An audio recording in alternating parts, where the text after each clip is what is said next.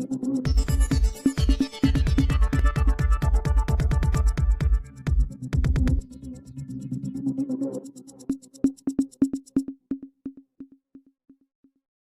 ખારા અને મીઠા ગામના ખેતરો બન્યા બેટ।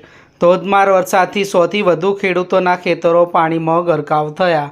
3 થી 4 કિલોમીટર સુધી ખેતરોમાં ઘૂંટણસમા પાણી ભરાતા પાકને ભારે નુકસાન। મગફળી, જુવાર અને ઘાસચારાનું વાવેતર પાણીમાં ડૂબતા ખેડૂતોની ચિંતા વધી। ખારા ગામના સરપંચનો દાવો, બંને ગામોના 100થી વધુ ખેડૂતોને ₹50 લાખથી વધુનું નુકસાન। ખાતર, બિયારણ અને ડીઝલનો ખર્ચ પણ પાણીમાં ડૂબ્યા। ખેડૂતો સરકાર પાસે આશા રાખી રહ્યા છે કે પાક નુકસાનનો સર્વે કરી સહાય આપવામાં આવે। ભાભર શહેર અને તાલુકામાં પડેલા વરસાદે મહેર નહીં પરંતુ કહેર વર્તાવ્યો છે, જેમાં ખાસ કરીને ખારા, મીઠા, ઉંડઈ, કપરુપુર, સિસોદરા, ગાગુણ, ગોસણ, રોઈટા સહિતના ગામોમાં ખેતરોમાં કેડસમાં પાણી ભરાઈ જતાં મોટું નુકસાન થવા પામ્યું છે। મીડિયાના અહેવાલના પગલે તંત્ર પણ સાબદું થઈ સ્થળ પર નિરીક્ષણ કરીને ખેડૂતોને યોગ્ય સહાય મળે તે માટે પ્રયત્નશીલ હોવાનું જાણવા મળ્યું છે। સરકાર જોડે અમારી એવી જ માંગણી છે કે સમગ્ર ક્ષેત્રોમાં પાણી ભરાયેલા પડ્યા છે, એટલે સરકારશ્રીને અમે એ જ માંગણી કરીએ છીએ કે અમને 100% તેનું વળતર આપે અને ખેડૂતોએ મોંઘા બિયારણ લાવી, જેમ કે મગફળીના 50 હજારની મગફળી કે ખેડૂતે વાયેલી હતી, ખાતર વાયેલો હતો, ડીઝલ ટ્રેક્ટરનો ખર્ચો થાય છે, એટલે ખેડૂતને નુકસાન, આર્થિક નુકસાન ખૂબ છે અને ખાસ કરીને તો પશુઓ માટે ચાર બચી નથી। એટલે સરકારશ્રીને અમારી વિનંતી કે અમને એક રાહત પેકેજ નક્કી કરી અને રાહત આપે।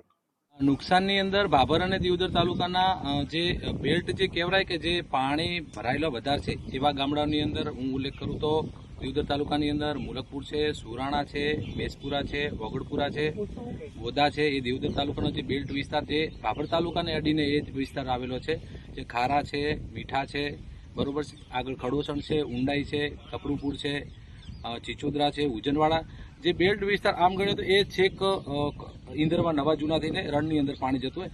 આ બેલ્ટ વિસ્તારની અંદર ખારનું પણ પ્રમાણ થોડું છે અને થોડું ડીપ પણ વિસ્તાર છે, ત્યાં આગળ પાણી ભરાયેલા છે।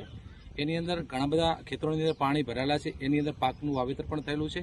તો આવતીકાલથી અમે ગ્રામસેવકને સૂચના આપી દીધેલ છે કે તાત્કાલિક સર્વે કરી અને એ ત્યાગ મેળવી ખેડૂતોને કેટલા પ્રમાણમાં કેટલું નુકસાન છે, કયા વિસ્તારની અંદર છે, એ બધો મેળવી હાલની અંદર હું જે જગ્યાએ છું એ છે ખારા ગામનું દરિયા વિસ્તાર, એટલે કે રેલ વિસ્તાર છે।